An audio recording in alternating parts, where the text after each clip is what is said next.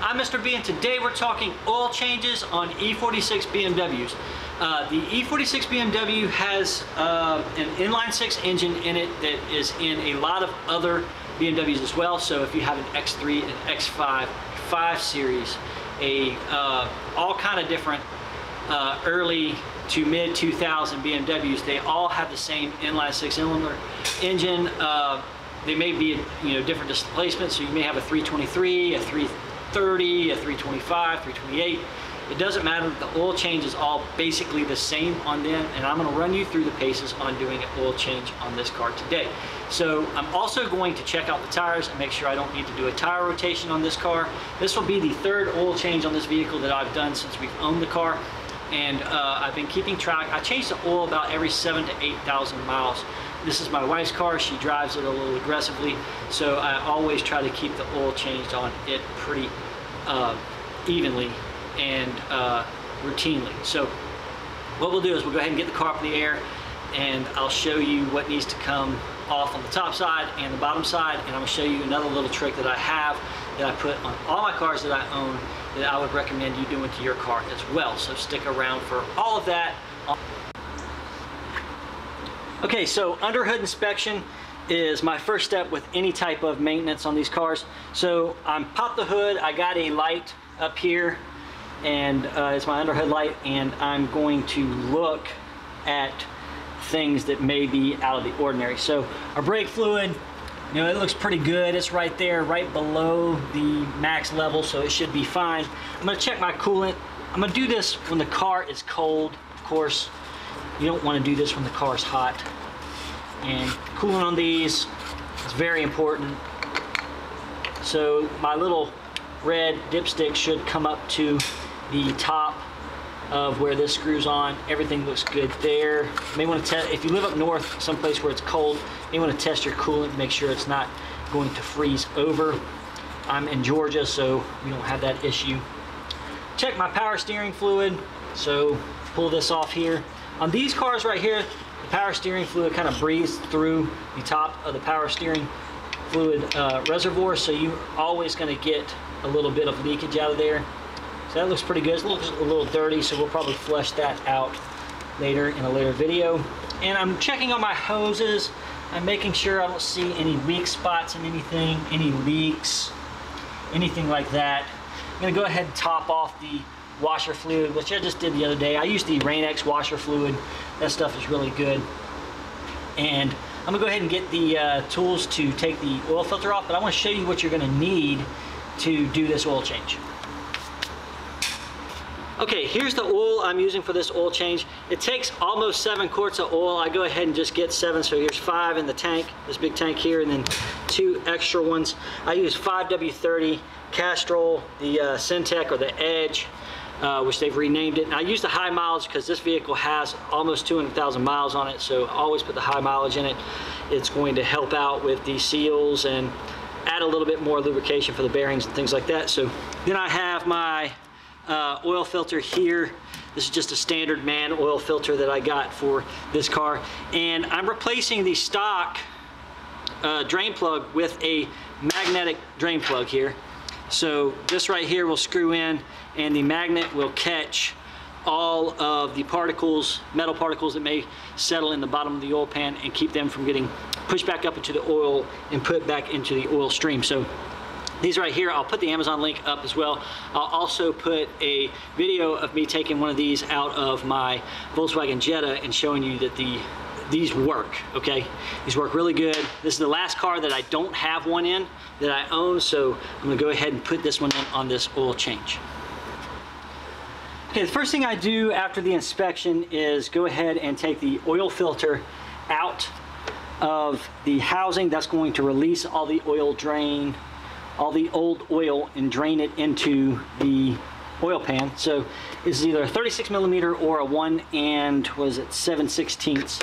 So go ahead, and it should come off fairly easy. You don't want to over torque this when you go back with it either, because it just makes things more difficult. So once we pull this out, I'm going to want to have some place I can put this, or it's going to make a a big old mess. So I'm gonna lay this over here in the oil drain.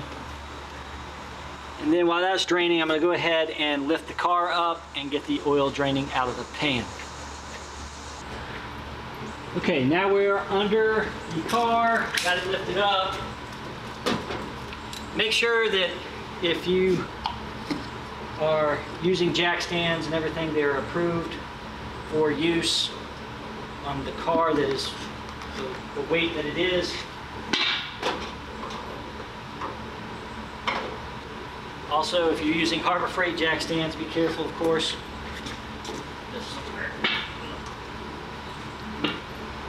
Go ahead and roll oil drain underneath there.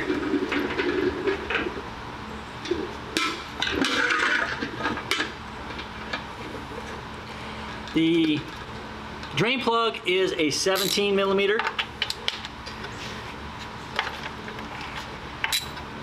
And it shouldn't take a whole lot to get it loose. This is normally the part where I start making a mess, so.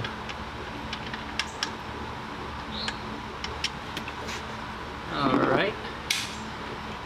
So this new drain plug that I'm putting in has a magnet bonded on the end of it.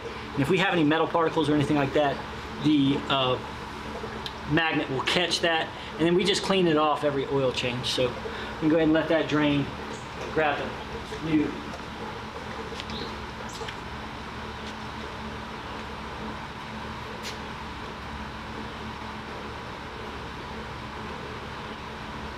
as that goes down to a trickle,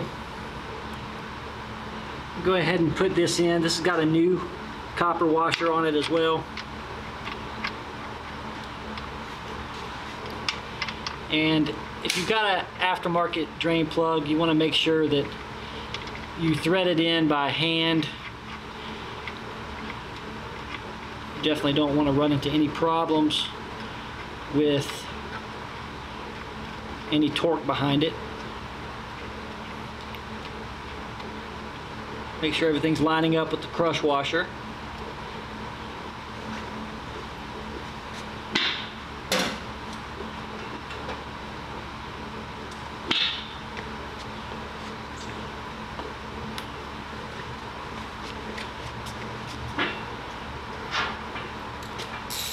And of course, just going to tighten it up by hand. You haven't seen the first power tool yet come out for this. You don't need power tools for this.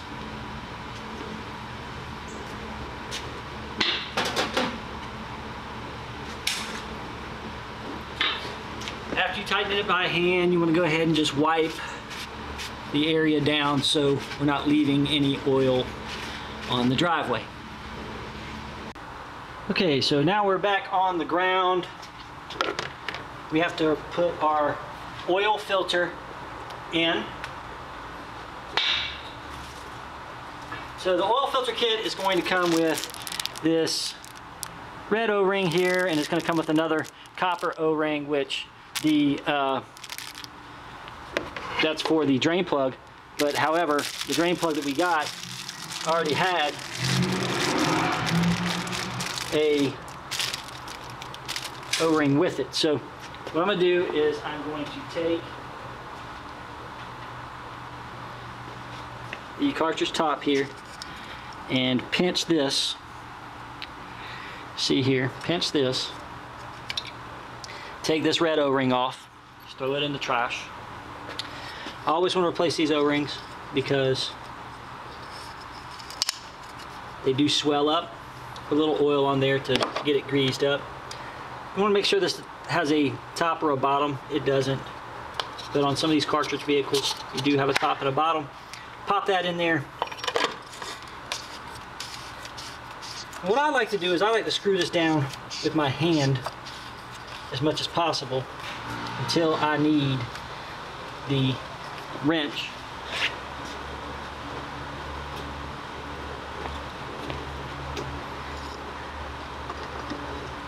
This comically large wrench that I have here.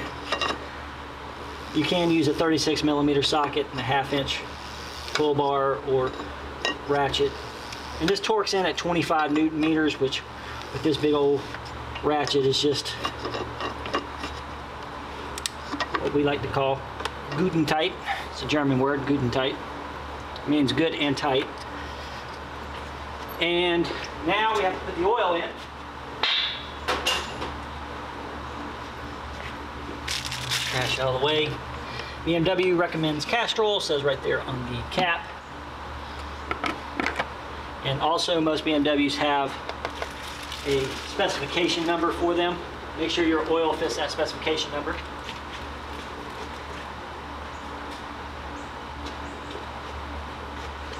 So I'm going to go ahead and put this glove jug in. Like I said, I think it takes like 6.9 quarts or something like that.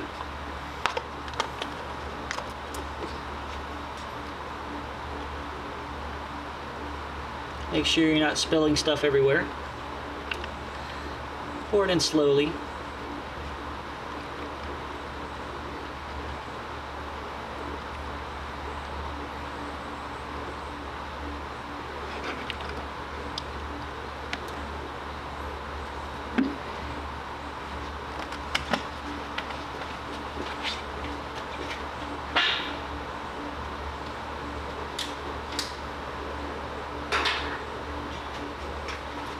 I'm gonna pour the other ones in. Have these foil seals here. Make it a little bit aggravating to pour in here. Make sure before you use a funnel that you've cleaned it out, brake cleaner, which I've done. I'm gonna put in this last one. I'm gonna put in about half of it.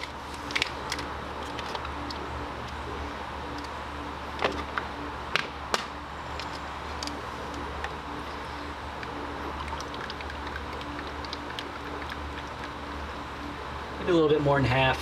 Like I said, it takes about 6.9 to fill this up. This is 7, so. And then what I'm going to do is I'm going to crank up the vehicle. I'm going to keep my eye on the oil light or the gauge for pressure. I'm going to make sure that the pressure goes up. If it doesn't, after about 10 seconds, you need to shut the car off and try again. Or maybe you've done something wrong with the oil filter. But for the most part, this is pretty straightforward.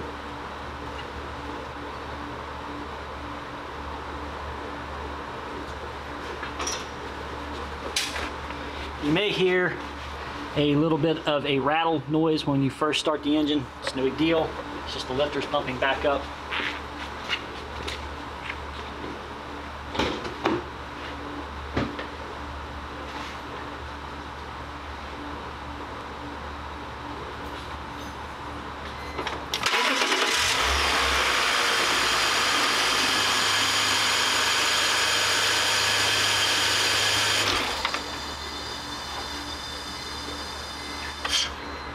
Okay, I counted 3 seconds before the oil light went out, so that's fine. And I'm just going to check the oil. Go ahead and wipe this off. You can also check the oil before you start the car, but so we're in the operating range, but we could probably use that other partial quart that I didn't pour in there. So we'll go ahead and put it in. It's always easier to add oil than it is to subtract it.